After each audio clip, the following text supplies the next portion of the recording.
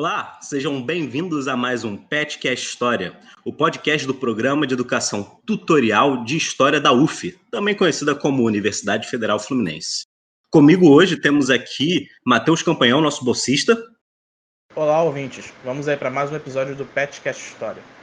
E como nossa convidada, nós temos uma mestranda da casa, especialista no assunto, Thaís Gabrich. Thaís? Eu acho que especialista é um pouco demais, né? Mas tudo bem. Oi, meu nome é Thaís Gabrich, eu sou mestranda do programa de pós-graduação de História da UF, né, Universidade Federal Fluminense, e eu estudo desde a graduação as mulheres da alt-right, a agora conhecida extrema-direita norte-americana, e agora no mestrado estou dando continuidade a essa pesquisa, olhando para o projeto Sociedade da Alt-right e como as mulheres se encaixam nele. Como nossa convidada já adiantou, hoje a temática vai ser a relação entre essas ideias da direita norte-americana e a sua democracia, principalmente inspirado por um episódio que chocou os olhos de muitos observadores quando apoiadores do Trump invadiram o Capitólio para tentar barrar a ratificação do novo presidente Joe Biden. Nós mergulharemos mais a fundo nisso nesse episódio e toca a vinheta. Trabalhadores do Brasil. Porque entiende que el enemigo es uno. Assim sendo, declaro vaga a presidência da República. Filhotes da ditadura. Todas as fronteiras da Alemanha Oriental estão abertas.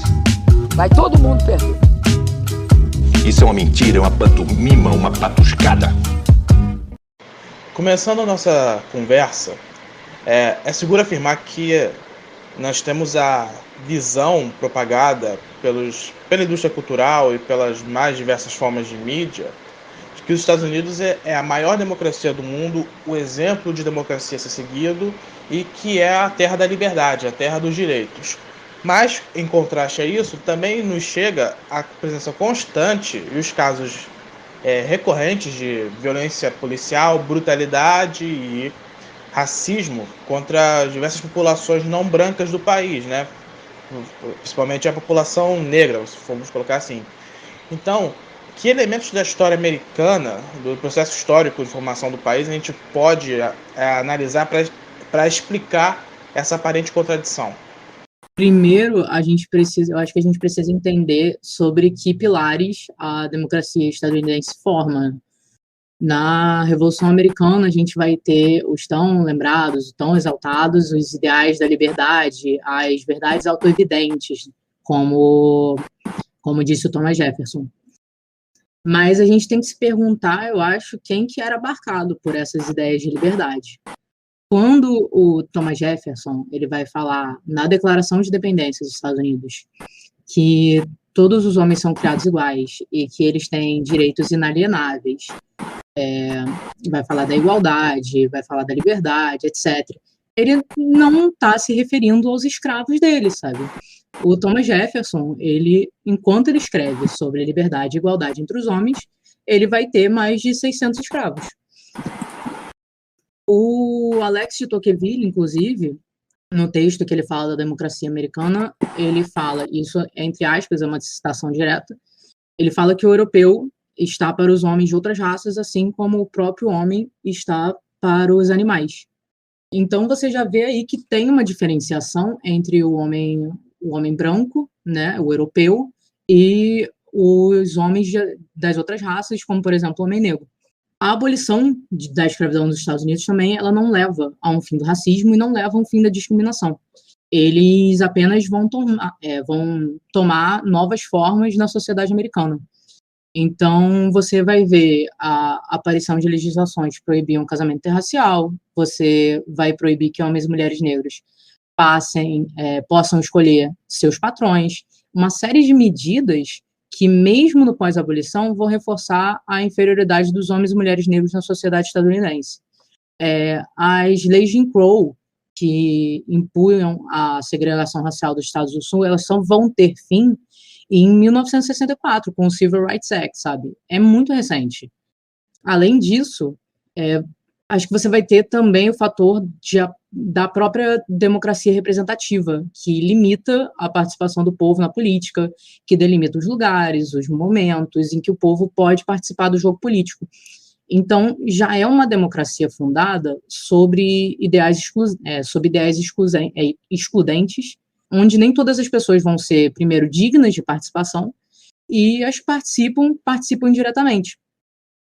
Então, a democracia já é fundada sobre os ideais de liberdade e igualdade, primeiro, que não abarcam todas as pessoas, né, numa democracia que mal tem a participação do povo, e com leis que reforçam a segregação racial e a inferioridade não só de negros, mas de diversos outros grupos étnicos ao longo da história. Eu acho interessante que você trouxe o Thomas Jefferson, justamente porque é interessante pensar que ele, como um dos pais fundadores, ele criou uma parte da concepção da democracia norte-americana, não é? E o que eu quero ressaltar é que no projeto de democracia dele, era um projeto de democracia do que ele chamava de yeomen, que são os pequenos fazendeiros. E curioso é que para esse projeto, o próprio Jefferson falava que ele deveria estar ligado à expansão territorial. E veja bem, a expansão territorial seria a constante anexação de terras para você poder ter esses pequenos lotes e, de fato, se exercer a liberdade.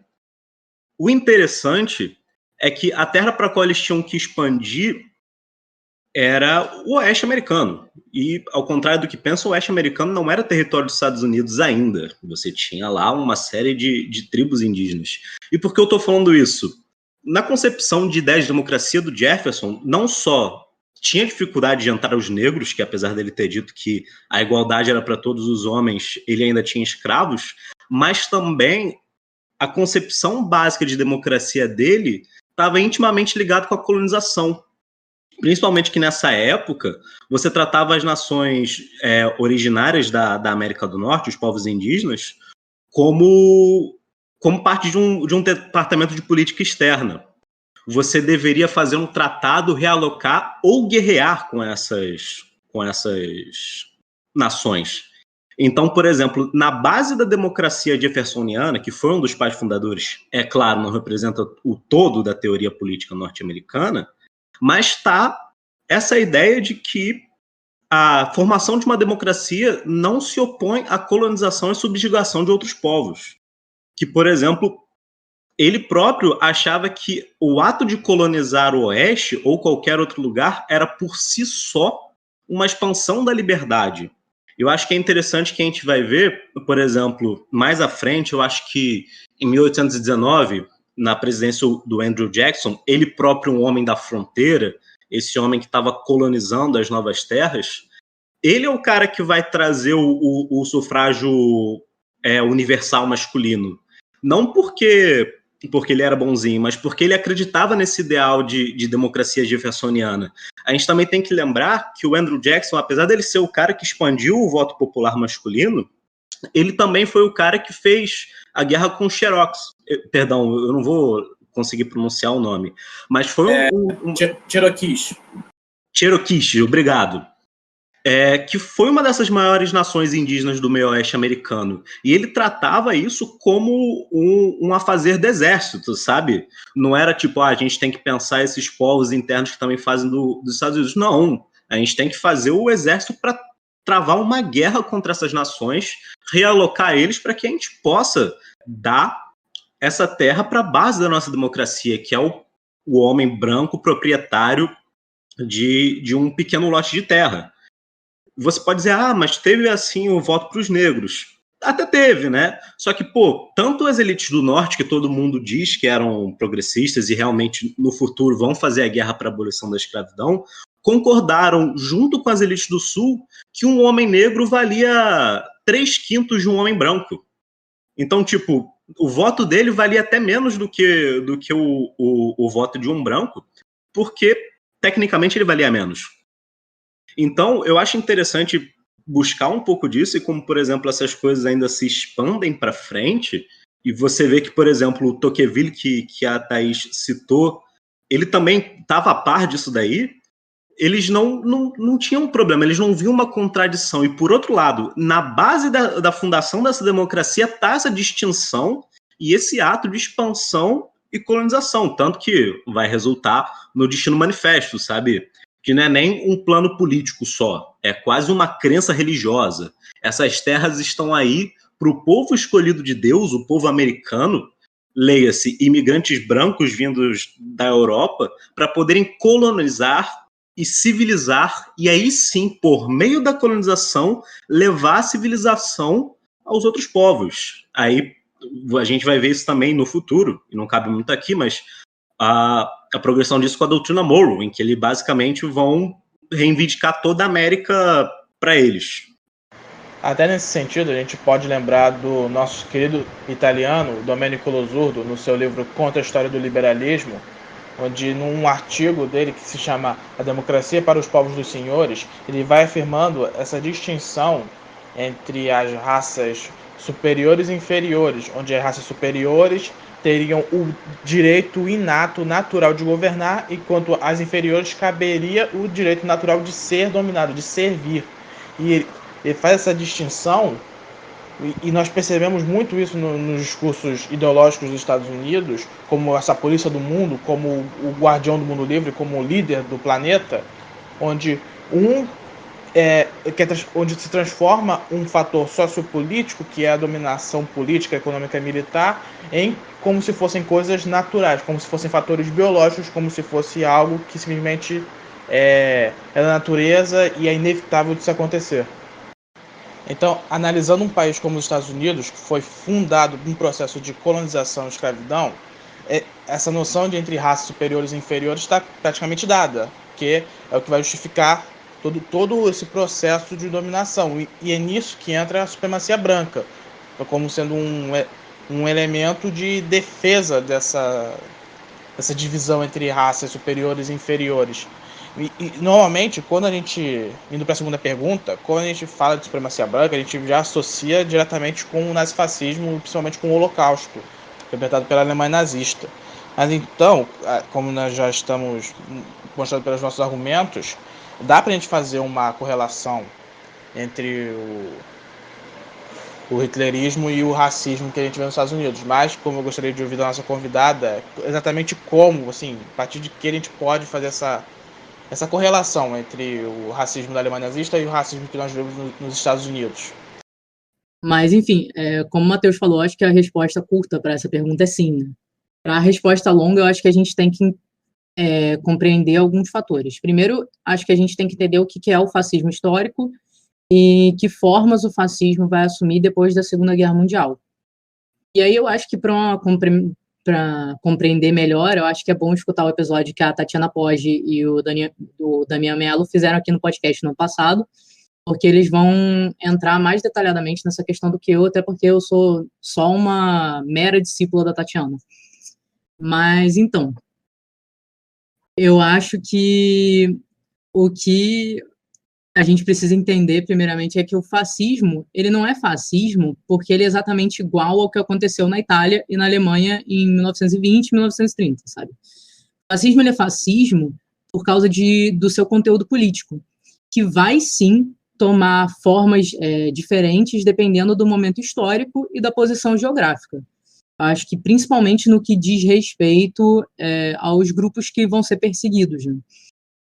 Então, a perseguição de latinos, a colocação dos latinos como inimigos, ela vai fazer sentido nos Estados Unidos, mas ela não vai fazer sentido em outros lugares do mundo. Assim como a perseguição a ciganos fez sentido na Alemanha, mas não faria sentido nos Estados Unidos, por exemplo.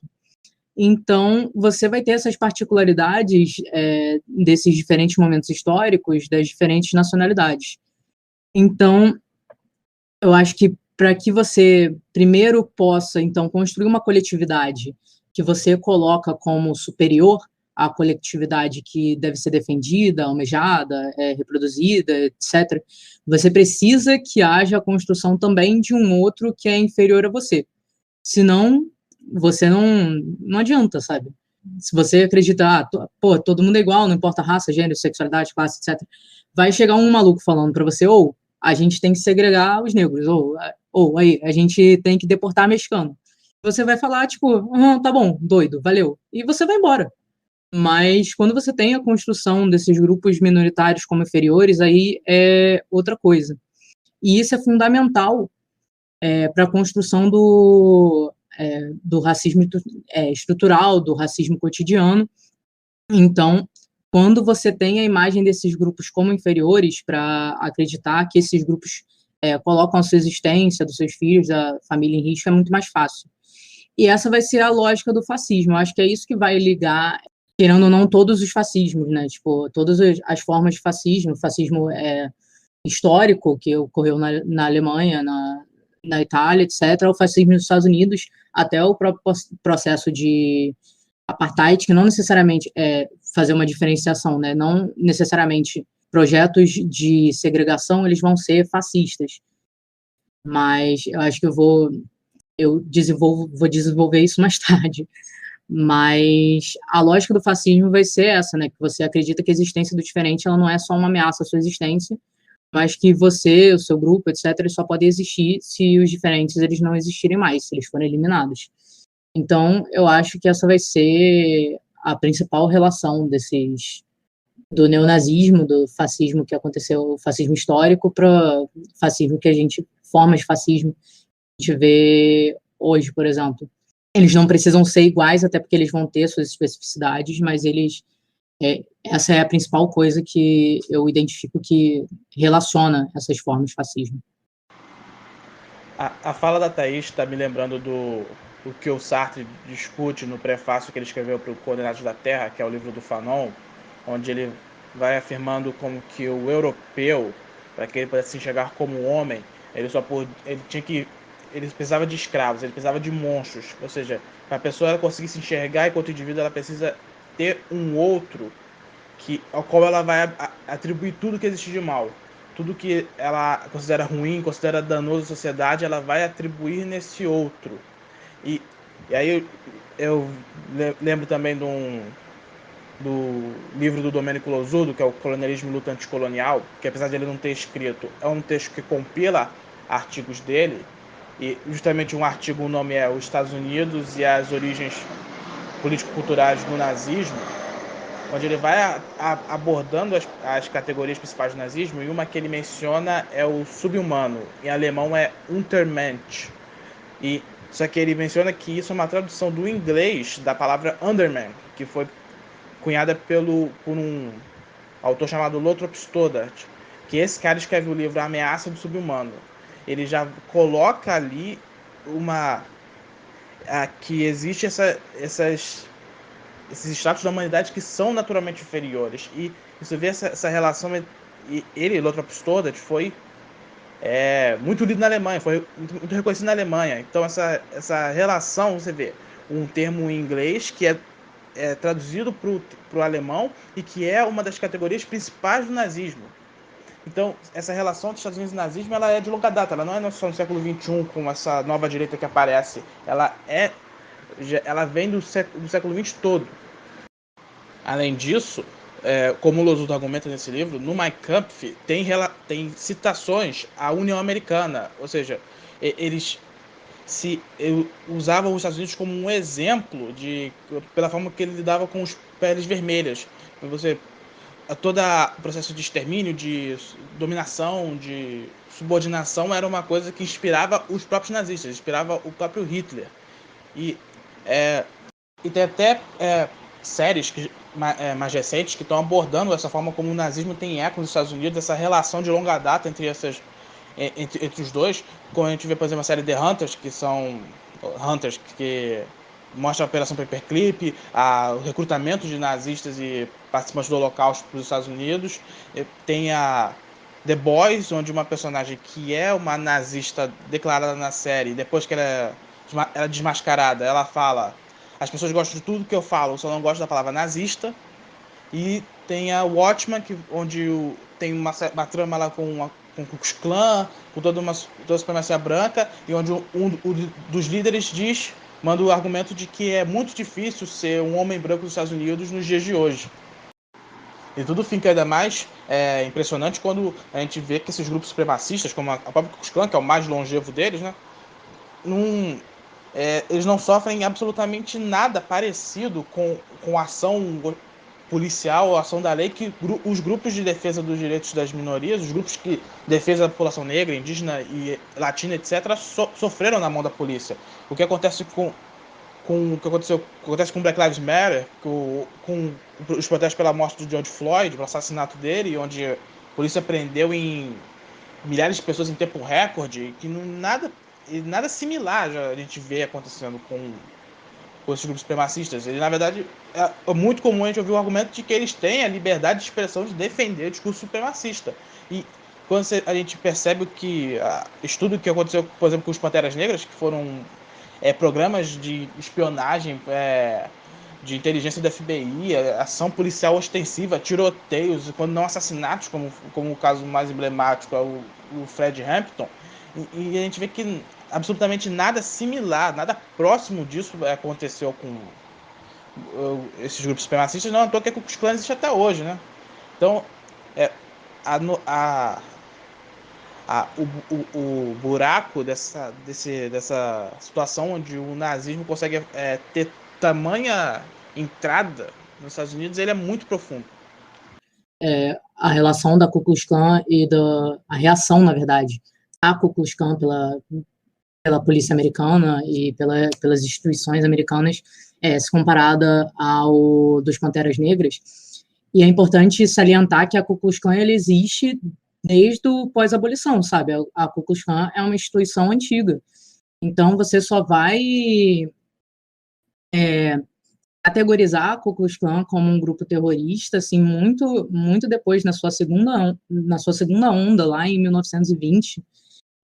Não vou lembrar aqui exatamente a data. Então, assim, a reação também é muito mais rápida se for comparado com grupos supremacistas, né? A Ku Klux Klan vai ter uma reação da polícia e das autoridades americanas que vai ser muito mais lenta do que se comparado aos Panteras Negras, né? Essa lógica fundamental do diferente, do subhumano, que a Thaís e o Matheus falaram, ela foi fundamental para a Segunda Guerra, porque a gente tem muito essa ideia da guerra no fronte ocidental, a guerra lutada na França, a guerra lutada na Holanda contra a Inglaterra. Só que a gente se esquece que essa guerra foi lutada pelo nazifascismo como uma guerra de iguais. O Hitler ele queria que a Inglaterra ela se rendesse porque ele admirava o império construído por ela. Lembrando que o próprio Churchill, o líder do atual Império Inglês, ele não era muito contra essa lógica de supremacia racial. Tanto que quando ocorreu a fome de Bengala e ele teve que escolher deixar o mínimo de ração para as pessoas de lá não morrerem, e o mínimo de ração, o que a gente chama de ração básica, são as calorias mínimas para um ser humano continuar vivendo. Não é como se fosse perder muito suprimento do exército. Ele disse que a vida de um indiano não valia de perto a vida de um inglês. Então, a guerra no Ocidente ela tem esse caráter muito cavalheiresco, e ela é quase sempre a guerra retratada nos filmes e tudo mais. E a gente tem essa impressão da Segunda Guerra Mundial muito como uma guerra da democracia contra o autoritarismo. Aí eu vou puxar aqui o Lossurdo, querido pelo Campanhão, que ela, na verdade, foi uma guerra racial. E eu vou trazer o Aimé Césaire, que o nazifascismo, nada mais é que a lógica colonial aplicada à própria Europa. Então, a marcha para o leste nazista, ele tinha essa lógica de subjugação colonial, porque o eslavo, o cigano, o balcânico lá, que tinha uma mescla de eslavo com religiões muçulmanas, ele era um ser menor, ele era um ser a ser subjugado e usado. O que eu quero dizer é que, por exemplo, uma coisa interessante que a gente também fala pouco é que o espaço vital do Hitler para a Alemanha não está muito longe do Destino Manifesto. Por outro lado, a marcha num dos discursos do Hitler, ele fala que a marcha para o leste, a conquista da Europa Oriental, ela seria tal qual a conquista dos nativos indígenas dos Estados Unidos. E eu acho interessante pensar que, por exemplo, claramente, o que executaram nos Estados Unidos não era um campo de concentração. Mas teve esse episódio no começo do século XX, nesse primeiro momento nessa fronteira conturbada entre Estados Unidos e México, os pontos de passagem eles foram transformados em pequenos pontos de campos de concentração, porque eles consideravam o mexicano como uma raça mista, menor, menos civilizada. Por consequência, eles eram mais propícios a transmitirem doenças. Eles eram animais sujos, que poderiam trazer pulgas e piolhos, e assim provocar imensas pandemias nos Estados Unidos. Então, você tinha uma coisa violenta, sabe, em que, para eles passarem para a borda, pela fronteira, seja para trabalhar, seja para resolver negócios, eles tinham que ficar nus, eles seriam inspecionados, se eles vissem que tinha piolho, eles teriam todo o pelo do corpo raspado, eles tomariam um banho de querosene. Futuramente, ainda seria construída uma câmara de gás, sim, uma câmara de gás, não para morte, mas com um gás que tecnicamente seria para esterilizar. Futuramente, o mesmo gás que seria usado nos campos de concentração.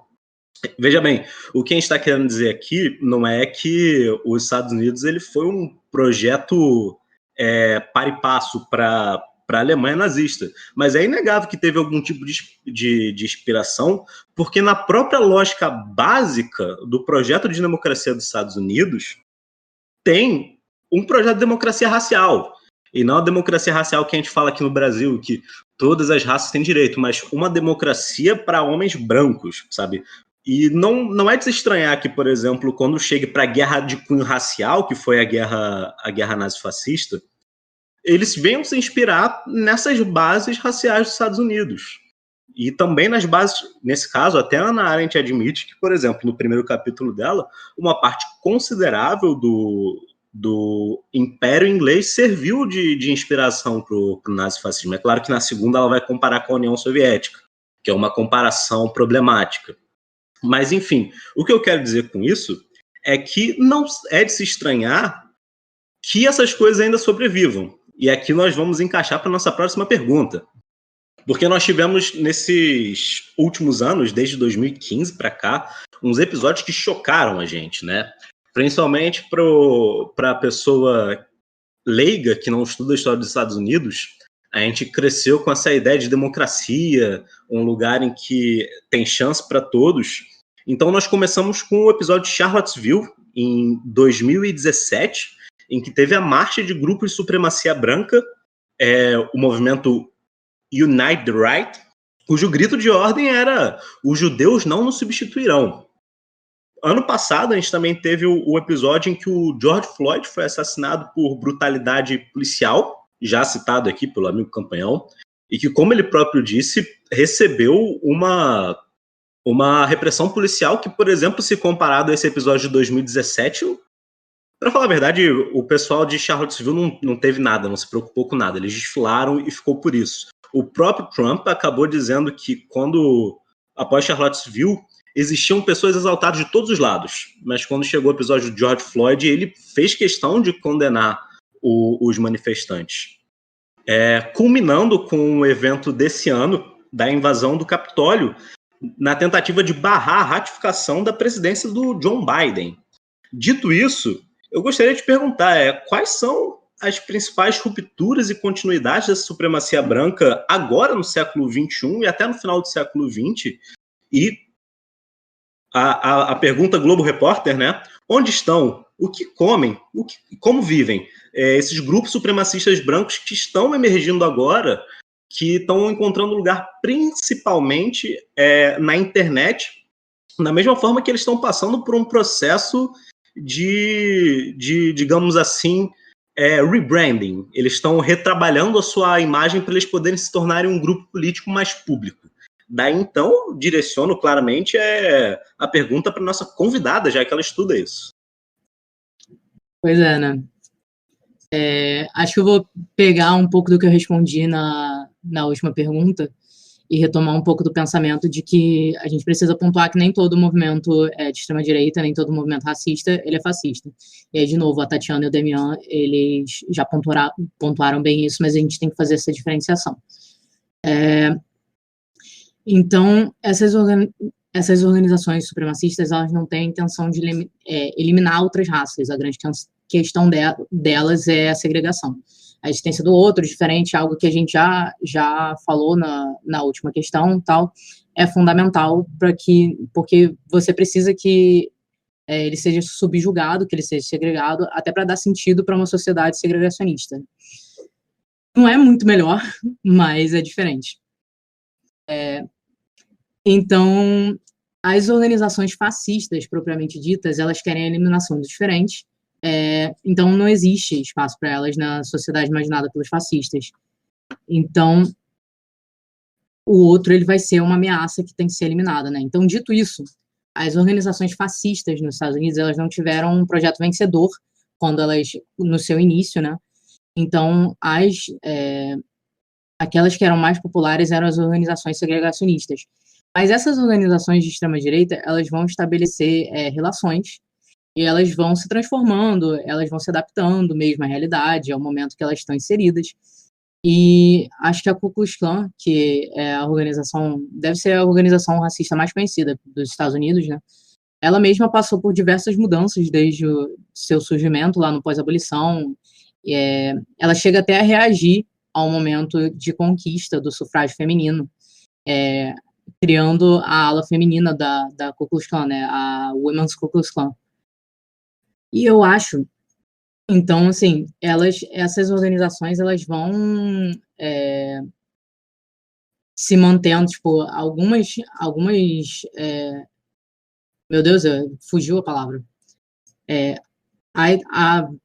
O racismo dessas organizações, a segregação, o próprio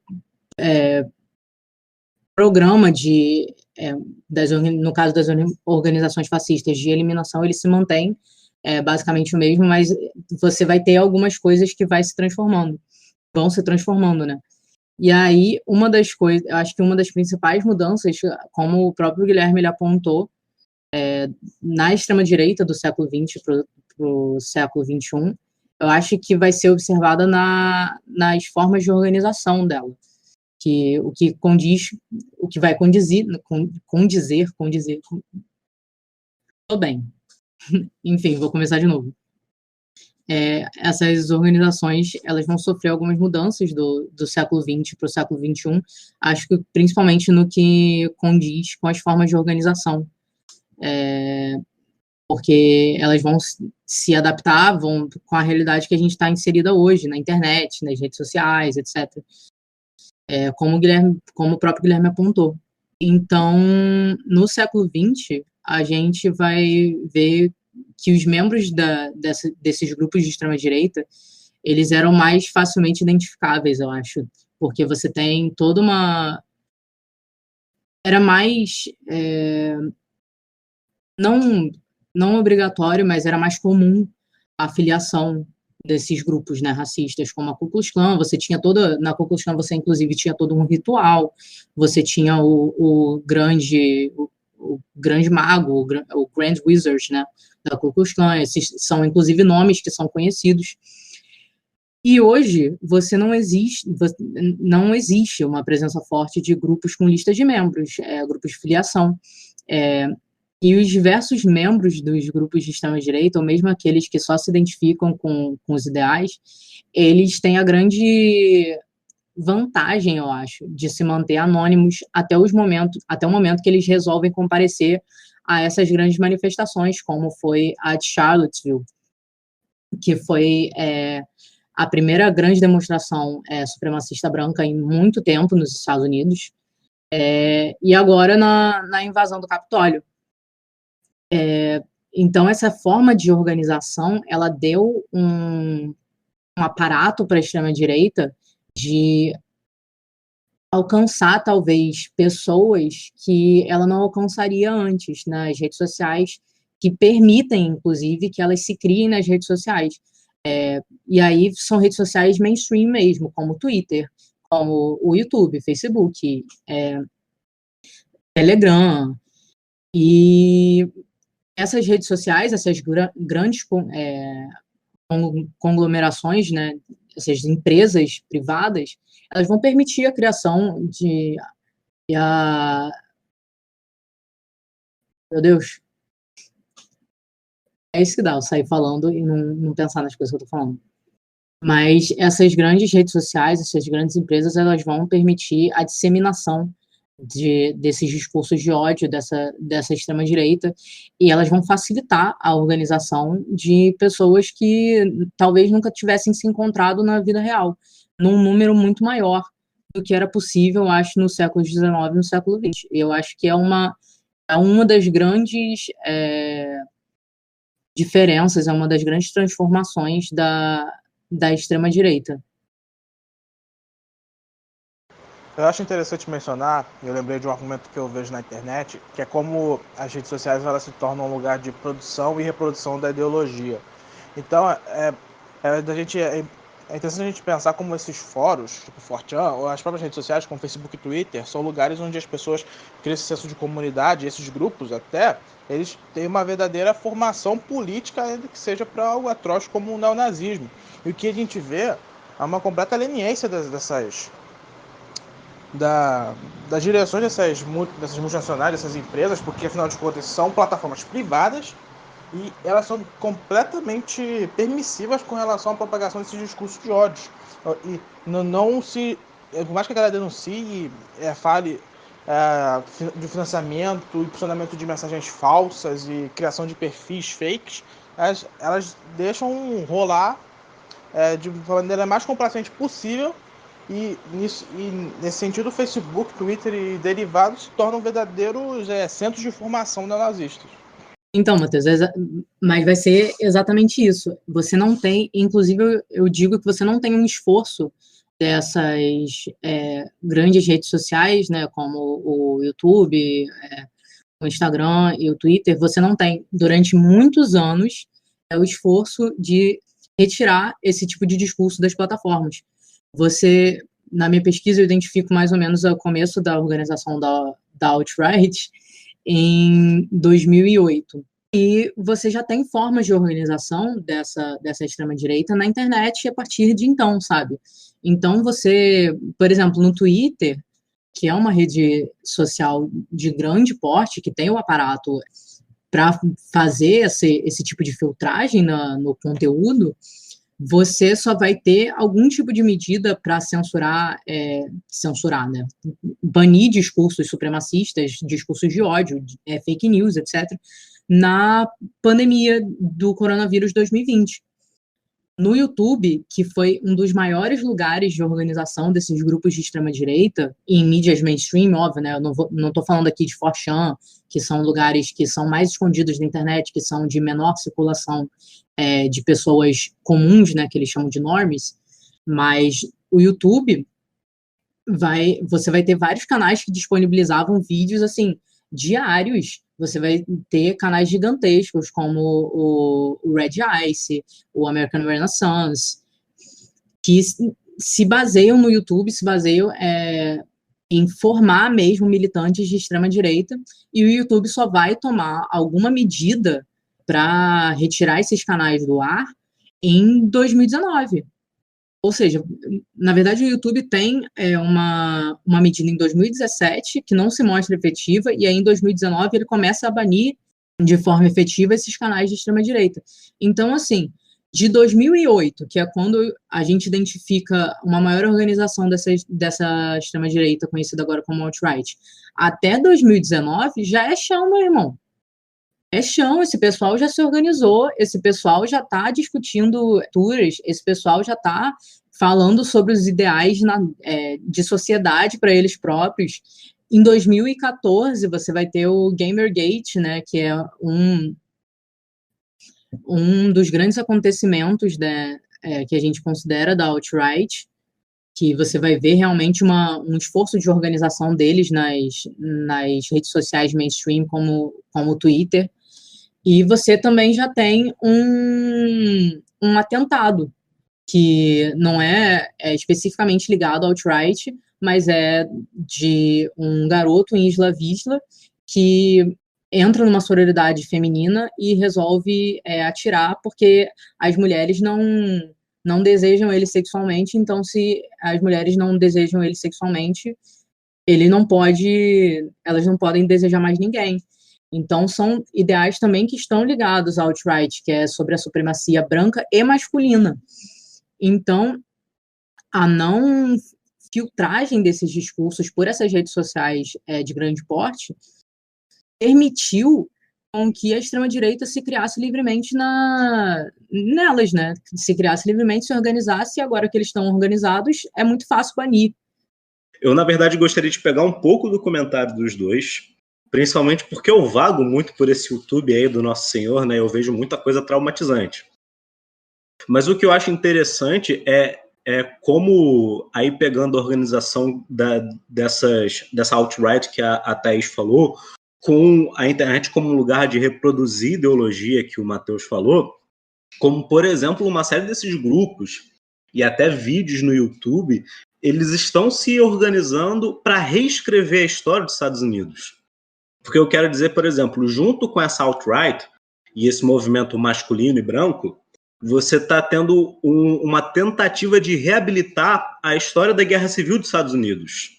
Daí, então, está se criando, por exemplo, o mito da causa perdida. Que, por exemplo, a Guerra Civil dos Estados Unidos não teve nada a ver com supremacia branca, não teve nada a ver com escravidão, ela teve a ver com o direito dos estados e do homem sulista ser livre. Vou abrir mais um parêntese aqui, regressando lá para o que a gente falou no começo do podcast. O homem sulista, este que encarnaria o ideal jeffersoniano, ou melhor, o ideal de democracia de Thomas Jefferson, que é o pequeno fazendeiro branco. Então, esses grupos eles estão tentando reescrever essa história dos Estados Unidos para se dissociar, para se afastar desse histórico de racismo. Quando, na verdade, eles próprios não podem negar que eles, de alguma forma, se afeiçoam a isso. Vou abrir aqui mais um parêntese. Por exemplo, esses mesmos grupos que estão tentando reabilitar a história dos Estados Unidos, eles estão chegando com um novo discurso de que não é a defesa da raça branca, mas a defesa da cultura e da tradição ocidental. Mas, curiosamente, normalmente os mesmos grupos que se aliam a essa ideia, eles têm o mito da grande substituição, de que a ideia de que vai ter um momento em que vai entrar tanto imigrante nos Estados Unidos, mas tanto imigrante nos Estados Unidos, que o país não vai ser mais deles. Vai ser de muçulmanos, vai ser de mexicanos, vai ser de asiáticos, de negros e afins, mas não do verdadeiro americano. Claramente, quando eles falam do verdadeiro americano, por mais que eles neguem, eles estão implicitando que tem a ver com esse yeoman do Jefferson, né? Por mais não, mas em nenhum desses momentos aparece, por exemplo, os verdadeiros nativos americanos, que são lá os povos originais indígenas da Terra. Então, eu acho interessante como você tem uma transformação da história e da memória, né, nesse ambiente virtual de organização. Essa transformação que vai orientar e vai, sei lá, criar uma identidade comum, mais uma vez pegando aqui a Thaís disse, e vai ajudar a formular um nós e eles. Até puxando esse fio que o Guilherme pegou, essa noção da substituição, mas também tem uma noção de que é quase como se eles estivessem fazendo um favor para as pessoas que eles desejam ver completamente dominadas e subjugadas, né? Como se eles estivessem domesticando ou colocando essas pessoas no seu devido lugar e que, assim, cada um no seu quadrado, a prosperidade pode ocorrer. Tem até uma cena curiosa naquele filme do Spike Lee, Infiltrado na Clã, onde o que é um argumento reacionário, essa noção da divisão, em que fala que eles não são contra os negros, mas eles defendem que eles não podem conviver juntos e que eles só querem que cada um fique no seu canto, como se fossem esses desenhos que a gente vê, onde cada grupo tem lá a sua porção separada da Terra, e cada um tem um poderzinho mágico, tipo Avatar. Então, e eles sempre... eu vi um documentário uma vez, onde a moça dizia que quando aí são os negros daquele lugar que eles não queriam que eles estivessem, a criminalidade ia junto e a bandidagem também ia. Então, é aquilo. Eles se colocam nessa posição de vítimas e assim que eles são as próprias vítimas que só querem viver em paz e que tem essas esses seres invasores, esses seres indignos que não compartilham das tradições, que querem simplesmente acabar com o modo de vida deles. É impressionante o cinismo, né? Porque eles se colocam como os próprios coitados da história.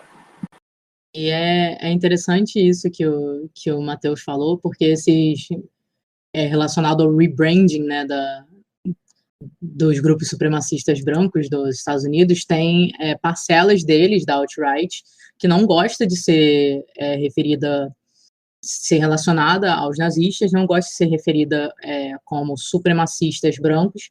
Eles adotam o termo nacionalistas brancos, porque é mais agradável de ouvir, como a Stormfront do The Boys falou, né? Ninguém gosta da palavra nazista, mas eles gostam do ideal, do que representa. Então, assim, é feio falar nazista porque já tá um tom negativo, mas nacionalista branco é diferente. Talvez o seu vizinho, que já é uma pessoa meio duvidosa e tal, comece a aceitar isso melhor e tal, comece a ver esse movimento como uma parada não tão radical assim, sabe? Então, tá tudo ligado também a essa ideia deles de se disseminar num mainstream também.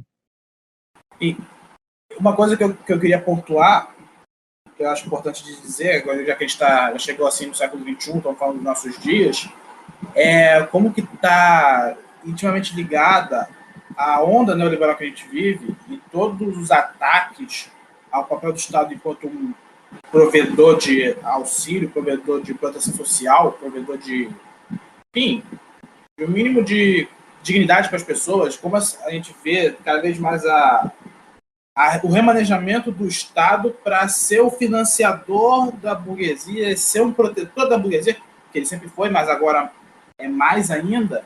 Ele vai financiar, ele vai botar recurso em lugares que não sejam gasto público com proteção. E essa degradação da condição de vida, ela abre todo o caminho para que as pessoas, o ressentimento delas tomem conta e elas elejam todo tipo de culpado pela sua pendura, pela sua miséria. Então, quando a gente vê, já das sociedades que já têm um histórico de fundação colonial, fundação racista, o racismo ele já está lá, então as pessoas racializadas elas já têm lá a marca de indignidade, a marca de serem menos civilizados, de serem criminosos, de serem vagabundos. Então, é muito fácil você fazer essa reordenação do discurso e dizer que a culpa é de todos eles. Enquanto que você, o trabalhador branco, que se esforça tanto para pagar seus impostos, você, na verdade, você não está sendo prejudicado por uma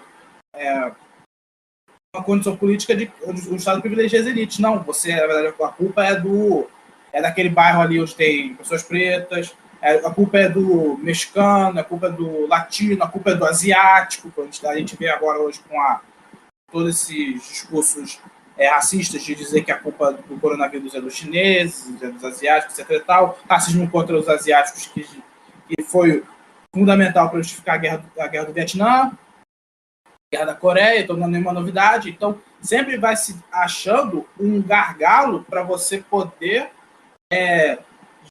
direcionar toda essa frustração das pessoas, fazendo essa cisão racial.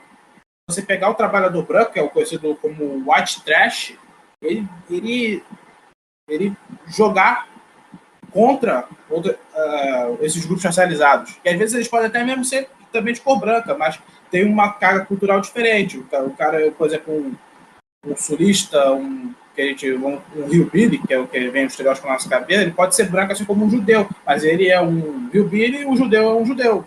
Então já é uma noção até de pertencimento étnico diferente. Então, é impressionante como que, principalmente nessas situações como a gente vê hoje até no Brasil, né, a delapidação da condição de vida,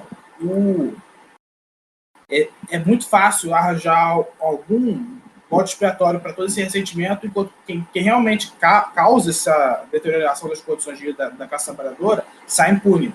inclusive lucra com toda essa de pegar essa porção da classe trabalhadora branca e usar ela de escudo, e usar ela, na verdade, para oprimir mais ainda as outras porções da classe trabalhadora que não são brancas.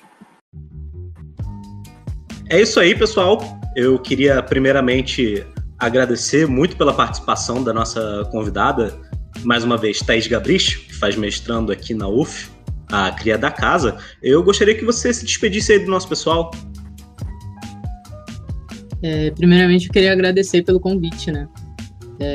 Agradecer vocês. Eu acho que o trabalho do PET, tanto no PETcast, no geral, vocês estão fazendo um trabalho muito maneiro, de divulgação histórica mesmo. Então, eu acho muito legal. Eu queria agradecer o convite. Queria agradecer a Renata por lembrar de mim também. Linda, maravilhosa. E é isso. Valeu. É isso daí, pessoal. Muito obrigado por acompanhar a gente até aqui. E agora nós vamos para os créditos. Mas antes, Matheus, você não quer falar um pouco dos trabalhos do PET? Fazer o propaganda aí pro pessoal? Então, galera, o PET ele tá com uma série de projetos, uma série de conteúdos para vocês assistirem. A gente tá agora com o nosso canal no YouTube. A gente acabou de inaugurar ele. Vocês podem procurar PET História UF, vai aparecer facinho. Nós temos já nosso perfil no Instagram, né, que é onde tem a maioria das nossas produções, como Rememorizando, enfim, temos uma história, que é o nosso site, que é para produção de conteúdo didático, e temos claramente o nosso podcast, que você está aqui nos ouvindo, e vocês podem ir nos nossos episódios anteriores, como o que a Thaís mencionou, sobre o fascismo, sobre o neofascismo, etc. e tal, que neles eles podem servir como um belo complemento do que a gente discutiu, tudo isso que a gente discutiu hoje. Então, acessem as nossas redes sociais, nos sigam no Facebook, no Twitter, no Instagram. Acho que no Twitter somos o PET História, no Facebook somos o PET História UF, o Instagram é a nossa rede social com mais seguidores. E o meu recado é que, se vocês querem entender todas essas coisas que estão acontecendo, que parece que não acaba, parece que não tem fim, todas essas tragédias, se vocês querem entender essa correlação entre o racismo e o nazismo, leia o Domênico Lozoya, vale muito a pena. E é isso, um beijo. E apenas último aviso, fique ligado à próxima série do PETcast História. Nós trabalharemos as revoltas na história do Brasil. Serão 3 temporadas. O Revoltas no Brasil Colonial, Revoltas no Brasil Imperial e Revoltas no Brasil da Primeira República. Vamos agora aos créditos. Esse episódio foi maravilhosamente apresentado por Matheus Campanhão e este que vos fala, Guilherme Garnier. Tivemos como convidado a maravilhosa Thaís Gabrich. O roteiro ele foi um esforço coletivo aqui entre nós 3, escrito por mim e por Matheus, revisado por Thaís. Por último, a edição será por mim, Guilherme Garnier, e a capa será de nosso amigo Felipe Camargo. É isso daí, muito obrigado por nos ouvirem e ficarem até o fim. Uma boa tarde, boa noite, bom dia.